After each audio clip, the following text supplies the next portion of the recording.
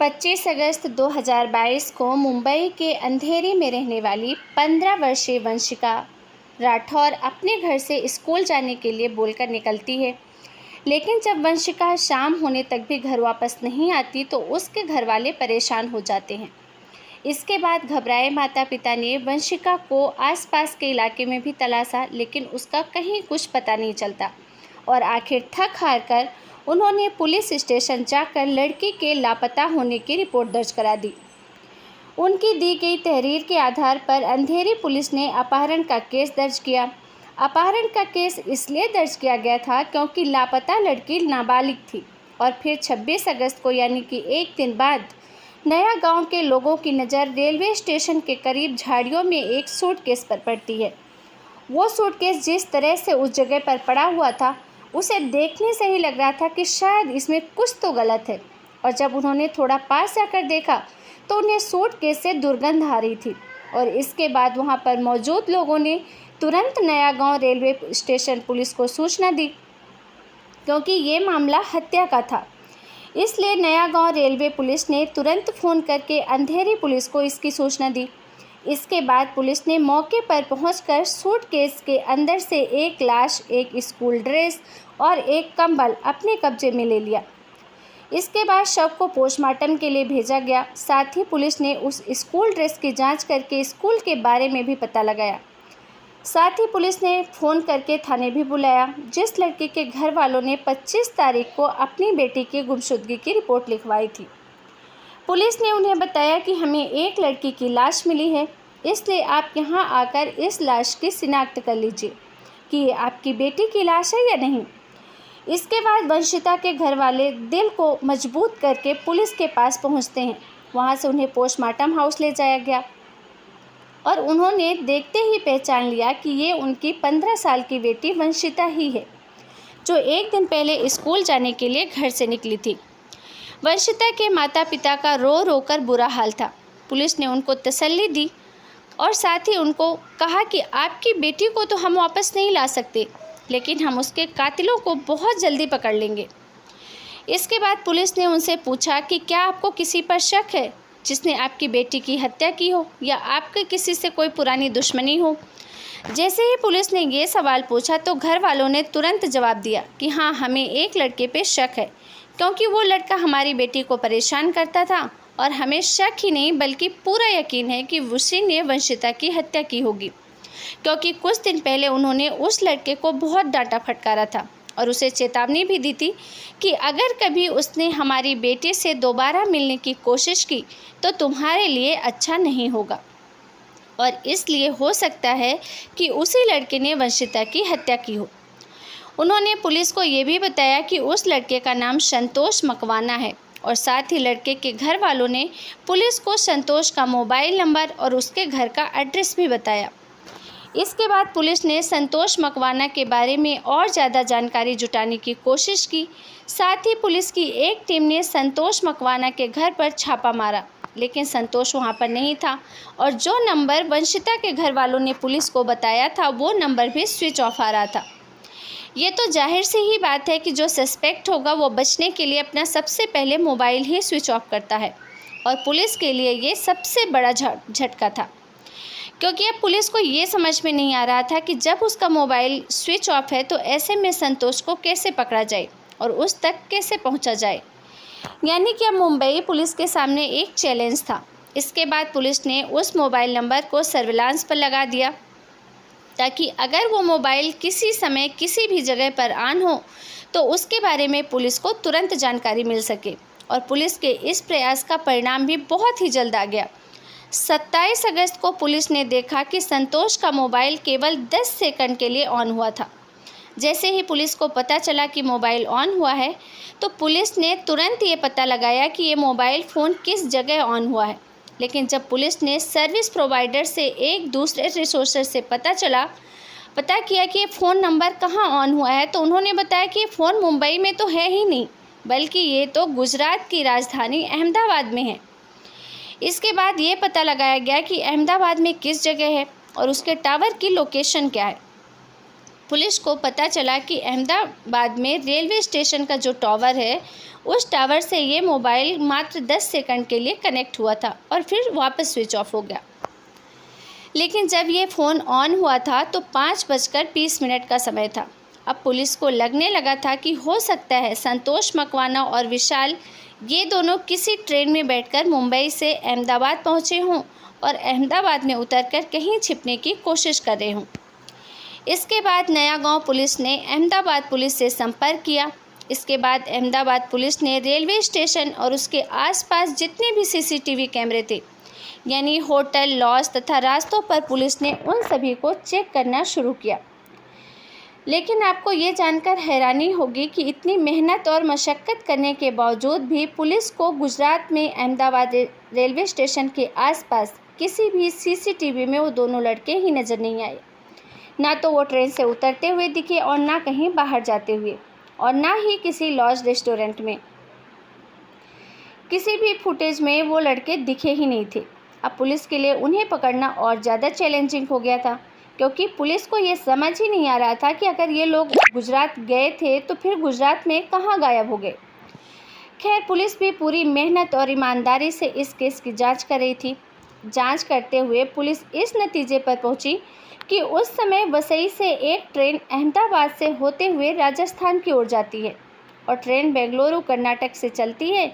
इसीलिए हो सकता है कि वो दोनों लड़के उसी ट्रेन में सवार होकर गुजरात से होते हुए राजस्थान की ओर गए हों, क्योंकि सुबह जब संतोष का मोबाइल 10 सेकंड के लिए ऑन हुआ था, वह समय उस ट्रेन के अहमदाबाद में रुकने का समय था।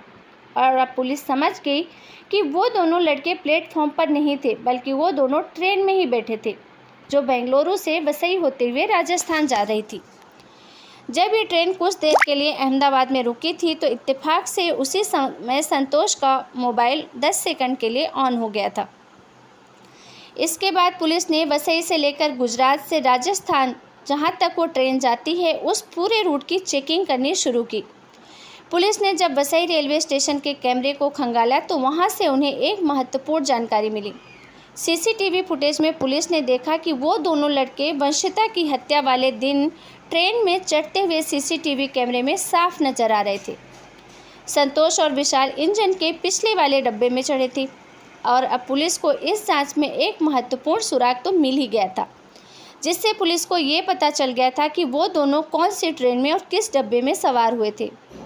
नया गांव पुलिस ने ये सारी जानकारी अहमदाबाद और उसके आगे जितने भी रेलवे स्टेशन थे उन सभी रेलवे स्टेशनों की पुलिस को दे दी और उनसे कहा कि आप लोग सीसीटीवी फुटेज चेक कीजिए, हो सकता है उनमें से कोई लड़का आपको नज़र आ जाए। उस इलाके में जितने भी रेलवे स्टेशन थे पुलिस वहां के सीसीटीवी कैमरे को चेक करती रही, लेकिन काफ़ी कोशिश करने के बाद भी कोई फ़ायदा नहीं हुआ। फिर मुंबई पुलिस ने सोचा कि आखिर ये दोनों लड़के अहमदाबाद गुजरात से राजस्थान की तरफ क्यों गए हैं और ये किसी और दिशा में क्यों नहीं।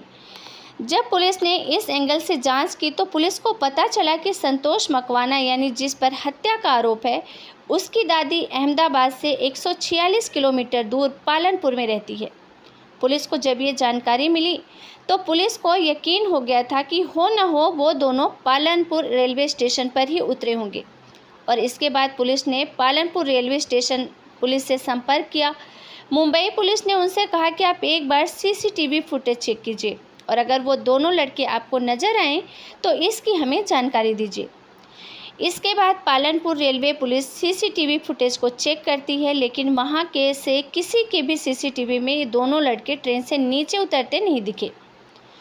कि शायद सीसीटीवी कैमरे का एंगल हो, कुछ ऐसा रहा हो कि लड़के कैमरे में कैप्चर ही नहीं हुए, या फिर वो दोनों ट्रेन से उतरकर किसी और रास्ते से निकल गए हों और पुलिस को पता भी ना चला हो। इसके बाद मुंबई पुलिस की एक टीम पालनपुर पहुंची और उन्होंने संतोष की दादी के घर पर छापा मारा, लेकिन संतोष वहां भी नहीं मिला। और इसके बाद दादी से और घर के अन्य लोगों से जब पूछताछ की गई, लेकिन दादी ने तो साफ इनकार कर दिया, बल्कि दादी तो उल्टा पुलिस वालों पे ही हावी हो गई और वो पूछने लग गए कि क्या बात है, हमें तो कुछ पता ही नहीं है और ना ही तो संतोष यहाँ आया है, तो आप लोग यहाँ क्या करने आए हैं। लेकिन पता नहीं क्यों पुलिस को संतोष की दादी की बातचीत करने के तरीके से शक हो गया कि शायद ये बुजुर्ग महिला अपने पोते को बचाने के लिए झूठ बोल रही है। लेकिन जब तक संतोष अरेस्ट नहीं हो जाता तब तक पुलिस उस बुजुर्ग महिला के खिलाफ भी कोई कार्रवाई नहीं कर सकती थी और ना ही ज़रूरत से ज़्यादा सख्ती कर सकती थी, क्योंकि ये भी तो हो सकता था कि दादी सच बोल रही हो। खैर, कई दिन बाद जब पुलिस को लगा कि अब मामला थोड़ा ठंडा पड़ चुका है तो पुलिस ने एक बार फिर से उसकी दादी के घर पर दबिश दी। लेकिन इस बार भी पुलिस को निराशा ही हाथ लगी, क्योंकि वहाँ पर ना तो उसे संतोष मिला और ना ही उसका दोस्त विशाल। इधर उसकी दादी ने फिर से वही जवाब दिया कि उसे नहीं पता है कि संतोष कहाँ है और आप लोग पता नहीं क्यों यहाँ आकर हमें परेशान करते रहते हैं। इसके बाद मुंबई पुलिस निराश होकर पालनपुर से वापस लौटने की तैयारी कर ही रही थी कि तभी पुलिस के पास एक गुमनाम नंबर से फ़ोन आया और उस फ़ोन करने वाले आदमी ने बताया कि करीब 20 से 22 साल के 2 लड़के उन्होंने पालनपुर में उसी महिला के घर में देखे हैं जिस महिला के घर पुलिस टीम 2 बार छापेमारी करके लौट चुकी है। पुलिस ने उस आदमी से पूछा कि आप कौन हो। शुरू में तो वो पुलिस को अपने बारे में कुछ नहीं बताता, लेकिन जब पुलिस ने उसको अपने भरोसे में लिया तो उसने अपनी पहचान बताई। दरअसल वो व्यक्ति का संतोष की दादी से प्रॉपर्टी को लेकर कुछ झगड़ा चल रहा था। यानी कि एक तरह से देखा जाए तो पुलिस को जिस व्यक्ति ने फ़ोन किया था वो व्यक्ति उस संतोष की दादी का दुश्मन था और अब उसको ये लगा था कि बदला लेने का ये सबसे अच्छा मौका उसे मिला है और यही सोचकर उसने पुलिस को फ़ोन किया। सूचना मिलते ही पुलिस ने एक बार फिर संतोष की दादी के घर पालनपुर में दबिश दी और इस बार संतोष और विशाल दोनों पुलिस के हत्थे चढ़ गए और इस तरह संतोष और विशाल को पुलिस ने पालनपुर से अरेस्ट कर लिया। उन दोनों को अरेस्ट करने के लिए पुलिस को 34 दिन की कड़ी मेहनत करनी पड़ी थी। हज़ारों किलोमीटर का सफ़र तय करना पड़ा था। इसके बाद पुलिस ने उन दोनों को मुंबई लाकर उनसे कड़ाई से पूछताछ करनी शुरू की तो वो बहुत जल्दी टूट गए। संतोष ने वंशिता की हत्या का जुर्म स्वीकार करते हुए बताया कि इस कहानी की शुरुआत सोशल मीडिया से हुई थी। ऐसे ही सोशल मीडिया प्लेटफॉर्म पर 15 साल की वंशिता की मुलाकात संतोष से हुई, क्योंकि वंशिता और संतोष दोनों ही मुंबई के रहने वाले थे।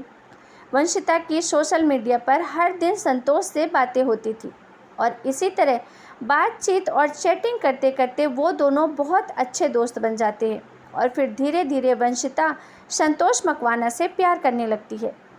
इसके बाद वो दोनों एक दूसरे से मिलने लगते हैं। संतोष के दोस्त विशाल का एक घर जुहू में था और उसी घर में संतोष अक्सर अपनी गर्लफ्रेंड वंशिता राठौर के साथ जाता था और दोनों वहाँ पर एक साथ समय बिताते थे और फिर दोनों अपने अपने घर वापस चले जाते और ये सिलसिला पिछले कई महीनों से चल रहा था। इसी बीच एक दिन वंशिता के घर वालों ने संतोष और वंशिता को एक साथ कहीं जाते हुए देख लिया और जिसकी वजह से वंशिता के परिवार वाले आग बबूला हो गए। उन्हें लगता था कि उनकी बेटी को संतोष ने बहका दिया है और बहला फुसलाकर उसे अपने साथ लेकर घूम रहा है। इस बात पर लड़के के घर वाले बहुत गुस्सा हुए, जिसके चलते उन्होंने संतोष की अच्छी तरह पिटाई भी की और उसे बहुत जलील किया, और वो भी उसकी गर्लफ्रेंड वंशिता के सामने। उस दिन तो संतोष खून का घूंट पीकर रह गया था, लेकिन उसने मन ही मन सोच लिया था कि वो इस अपमान का बदला जरूर लेगा। इधर वंशिता ने भी अब उससे पूरी तरह से दूरी बना ली थी। ना तो अब उससे मिलने आती थी और ना ही उससे बात करती थी, और जिसकी वजह से संतोष और भी ज़्यादा परेशान हो गया था। इसके बाद संतोष अपनी गर्लफ्रेंड वंशिता से आखिरी बार मिलने को कहता कि प्लीज़ मुझसे आखिरी बार मिलो। तो संतोष ने कहा कि मैं जानता हूँ तुम्हारे घर वालों ने तुम पर पाबंदियाँ लगा दी है और मेरे साथ भी तो उन्होंने मारपीट की थी, लेकिन फिर भी मैं चाहता हूँ कि हमारा प्रॉपरली ब्रेकअप हो। वंशिता मिलना तो नहीं चाहती थी, लेकिन जब संतोष बहुत ज़्यादा दबाव बनाने लगा तो वंशिता मान गई कि ठीक है, मैं आखिरी बार तुमसे मिलने के लिए आती हूँ, लेकिन ये आखिरी बार ही होगा क्योंकि मैं अपने परिवार वालों के खिलाफ नहीं जा सकती। उधर वंशिता के घर वाले अपनी बेटी को ढूंढ रहे थे क्योंकि वंशिता स्कूल जाने के लिए घर से बोलकर निकली थी। इधर संतोष उसे अपने दोस्त विशाल के जुहू वाले घर लेकर गया, जहां वो पहले भी ले जाया करता था। इसके बाद संतोष वंशिता को मनाने की बहुत कोशिश करता है, लेकिन वंशिता हर बार एक ही जवाब देती है कि वो अपने घर वालों के खिलाफ नहीं जा सकती। इधर संतोष भी वंशिता को छोड़ने के लिए तैयार नहीं होता है और उसके मन में बदले की आग तो पहले से ही भड़क रही थी। फिर भी वो चाहता था कि हमारा रिलेशनशिप पहले की तरह ही चलता रहे। लेकिन वंशिता संतोष की पिटाई के बाद बहुत ज़्यादा डर गई थी और वो ये तय कर चुकी थी कि अब वो संतोष के साथ रिलेशनशिप में नहीं रहेगी। बस इसी बात को लेकर वंशिता और संतोष के बीच झगड़ा बढ़ गया और संतोष ने तो पहले से ही सोच कर आया था कि अगर वंशिता ने मिलने से इनकार किया तो उसे जान से मार देगा और इसलिए वो चाकू भी साथ ही लाया था। इसके बाद उसने अपनी जेब से चाकू निकालकर वंशिता पर ताबड़तोड़ वार करना शुरू कर दिया और जब वो अपनी गर्लफ्रेंड पर हमले कर रहा था तब उसका दोस्त विशाल भी पास वाले कमरे में ही था और जैसे ही विशाल ने चीखने चिल्लाने की आवाज़ सुनी तो वो भी कमरे से बाहर आया। इसके बाद विशाल ने वंशिता को पकड़ा और संतोष ने ताबड़तोड़ चाकू से वार करके वंशिता की हत्या कर दी। इसके बाद उन्होंने वंशिता की ड्रेस चेंज की ताकि वंशिता के कपड़ों से उसकी शिनाख्त न हो पाए और इसलिए उन्होंने वंशिता को विशाल के कपड़े पहना दिए। क्योंकि विशाल के घर में हत्या हुई थी तो उसी के कपड़े वहाँ पहना दिए। इसके बाद उन्होंने एक बड़े से सूटकेस में उसकी लाश भर दी। लेकिन ये उनकी बेवकूफ़ी ही कहिए कि जिस पहचान को छुपाने के लिए उन्होंने लड़की के कपड़े बदले थे वो सारे कपड़े भी उन्होंने उसी सूटकेस में ही डाल दिए जिस सूटकेस में उन्होंने वंशिता की लाश रखी थी और फिर उस सूटकेस को उन्होंने अच्छी तरह से पैक किया और इसके बाद वो दोनों उसकी लाश को ठिकाने लगाने के लिए निकल गए। पहले वो अंधेरी पहुँचे और अंधेरी से विरार की ओर जाने वाली लोकल ट्रेन में सवार हो गए और इसके बाद वो दोनों मुंबई में विरार के रास्ते पर नया गांव में उतर गए। नया गांव में उतरने के बाद वो दोनों वहां से थोड़ा और आगे परेरा नगर गए। वहां पर उनको घने जंगल दिखाई दिए क्योंकि वो जगह आबादी से थोड़ी दूर थी। इसीलिए उसी जंगल में उन्होंने उस सूटकेस को फेंक दिया जिसमें वंशिता की लाश थी। सूटकेस फेंकने के बाद संतोष और विशाल दोनों फिर से वापस रेलवे स्टेशन पर आए और ट्रेन में बैठकर वहां से पालनपुर के लिए निकल गए। विशाल और संतोष के इस पूरे बयान के आधार पर उनके खिलाफ चार्जशीट तैयार की गई और इसके बाद उन्हें कोर्ट में भी पेश किया गया जहां से उन्हें जेल भेज दिया गया। हालांकि ये केस अभी भी कोर्ट में चल ही रहा है और उम्मीद भी यही है कि दोनों आरोपियों को कोर्ट द्वारा कड़ी से कड़ी सज़ा दी जाए। तो दोस्तों, इस घटना को सुनाने का उद्देश्य किसी का भी दिल दुखाना नहीं है और ना ही किसी को परेशान करना है, बल्कि आपको सतर्क करना है, जागरूक करना है, सचेत करना है। इस घटना के बारे में आपकी क्या राय है? आप अपने ओपिनियन हमें कमेंट करके ज़रूर बताएं। फिर मिलेंगे एक नई सच्ची क्राइम घटना के साथ। तब तक के लिए आप सुरक्षित रहें, सावधान रहें। जय हिंद, जय भारत।